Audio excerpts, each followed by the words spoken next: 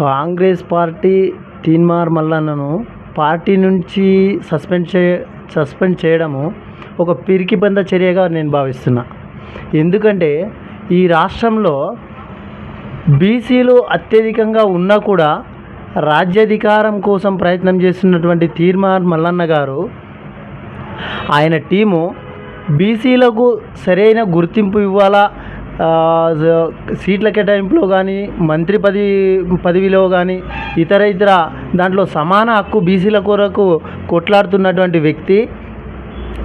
ఆయన పట్ల ఈ రాష్ట్ర ప్రభుత్వం రెడ్డిల రాజ్యం ఏదైతే తీన్మార్ మల్లన్న గారు అన్నారో, రెడ్డిల రాజ్యం నడుస్తుంది అని చెప్పి, ఆ విధంగా వాళ్ళు రెడ్డిలంతా కూర్చొని తీన్మార్ మల్లన్నపై కుట్ర పన్ని ఈరోజు కాంగ్రెస్ పార్టీ నుంచి సస్పెండ్ చేయడం జరిగింది.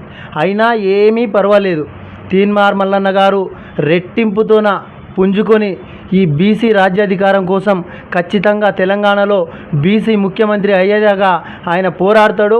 ఆయనతో పాటు ఈ యావత్ తెలంగాణ ప్రజానీకం కూడా ఖచ్చితంగా ఆయన వెంబడ ఉంటుందని నేను భావిస్తూ ఉన్నా.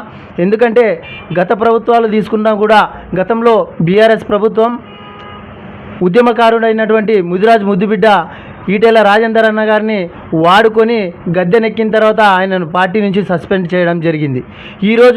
ఈరోజు తెలంగాణ గద్దెనెక్కడానికి రేవంత్ రెడ్డి గారు కాంగ్రెస్ పార్టీ బీసీ బిడ్డ అయినటువంటి తీన్మార్ మల్లన్న గారిని వాడుకొని ఈరోజు గద్దెనెక్కిన తర్వాత పక్కనెట్టడం జరిగింది.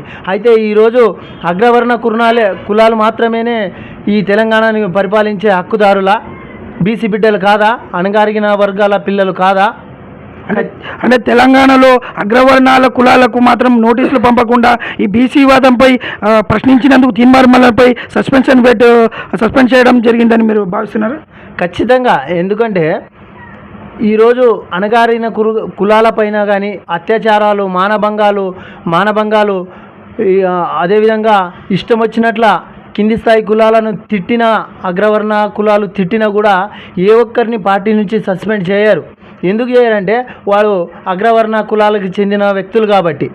ఒక బీసీ బిడ్డ ఒక మీటింగ్లో చిన్న పొరపాటున ఏదో మాట జారినందుకు, ఒక వర్గానికి ఏదో మాట అన్నందుకు ఆ వర్గం అంతా కూటగట్టుకొని ఈరోజు తీన్మార్ మల్లన్నని కాంగ్రెస్ పార్టీ నుంచి బయటికి వెళ్ళగొట్టడం చాలా సిగ్గుచేటు పని. కాకపోతే ఖచ్చితంగా తీన్మార్ మల్లన్న బయటికి వచ్చిన తర్వాత కాంగ్రెస్ లొసుగులన్నీ కూడా బయటపెట్టి కాంగ్రెస్ పార్టీని గద్దె దించే వరకు ఆయన విశ్రమించారని నేను భావిస్తూ ఉన్నా. అంటే తెలంగాణలో రెడ్ల కాంగ్రెస్ పార్టీ నడుస్తుంది. అగ్రవర్ణాలు ఈ బీసీ గురించి మాట్లాడకుండా అణగదొక్కడమే వాళ్ళ ప్రయత్నం అని అనుకుంటున్నారా మీరు? ఖచ్చితంగా అనుకుంటున్నా. ఎందుకంటే ఒక చిన్న ఉదాహరణ, మాది మక్తల్ కాన్స్టిట్యున్సీ. అయితే ఈ యావత్ తెలంగాణలోనే ఒకే ఒక ముదిరాజ్ బిడ్డ అయినటువంటి ఎమ్మెల్యే గారు వాకిటి శ్రీహరన్న గారు, ఈ స్థానిక మక్తల్ ఎమ్మెల్యే. ఆయనకు ముదిరాజుల ఓటు బ్యాంకు కోసం ఆయనకు మంత్రి పదవి ఇస్తామని చెప్పి పార్లమెంట్ ఎన్నికల కానుంచి అదేనో అందని ద్రాక్ష పండులాగా ఆయనకు ఊరించి అంతే పెడుతున్నారు. కానీ దాదాపు ఇప్పుడు 2 సంవత్సరాలు కావస్తున్న, ప్రభుత్వం చేపట్టి 2 సంవత్సరాలు కావస్తున్న ఈ యొక్క ముదిరాజు కులాస్తుడికి మంత్రి పదవి అనేది అందని ద్రాక్షగా అయిపోయింది.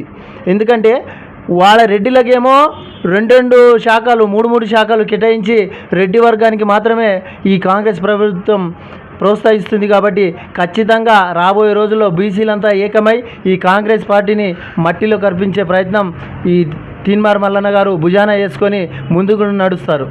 అంటే తీన్మార్ మల్లన్న గారి సస్పెండ్ వెనుక అగ్రవర్ణాల కుట్ర ఉందని మీరు భావిస్తున్నారా? ఖచ్చితంగా ఉంది. అగ్రవర్ణాల కుట్రాలు లేకపోతే ఈ యొక్క తీన్మార్ మల్లన్న గారు చేసిన ద్రోహం ఏమి? రాజ్యాధికారం మీకు ఒక్కటే ఉందా? రెడ్లకు ఒక్కటే ఉందా? అగ్రవర్ణాలకు ఒక్కటే ఉందా? అడగడమే తప్పైతే ఈ యొక్క అగ్రవర్ణాల కులాల ఆధిపత్యం కోసమే ఈరోజు తీన్మార్ మల్లన్న గారిని పక్కన పెట్టడం జరిగింది. థ్యాంక్ యూ అన్న, థ్యాంక్ యూ సో మచ్.